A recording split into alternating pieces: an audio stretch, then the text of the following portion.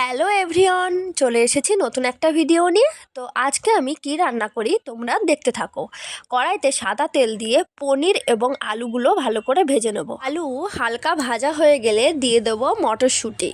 মটরশুঁটি দিয়ে আলুটা একটু ভাজা হয়ে গেলে কড়াইতে তেল দিয়ে ফোড়নের জন্য দেবো 5 ফোড়ন এবং শুকনো লঙ্কা। মিক্সারে জিরা, লঙ্কা, আদা, কাজু দিয়ে একটা পেস্ট তৈরি করে নিয়েছি। মশলাটাকে ভালো করে কষিয়ে তার মধ্যে দিয়ে দিয়েছি অল্প পরিমাণ জল দিয়ে ওই যে মটরশুঁটি আলু ভেজে রাখা যেটা ছিল সেটা দিয়ে এটাকে ভালো করে কষাতে হবে যতক্ষণ না জল শুকিয়ে যায়। তার মধ্যে হালকা করে হলুদ দিয়েছিলাম আর নুন দিয়েছিলাম।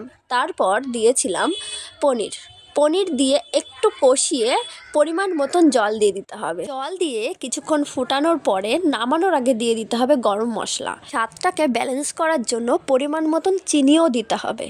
আর নামানোর আগে একটু ঘি ছড়িয়ে নামিয়ে নিলেই ready motor paneer. Tata, thanks for watching. ভালো থেকো সবাই।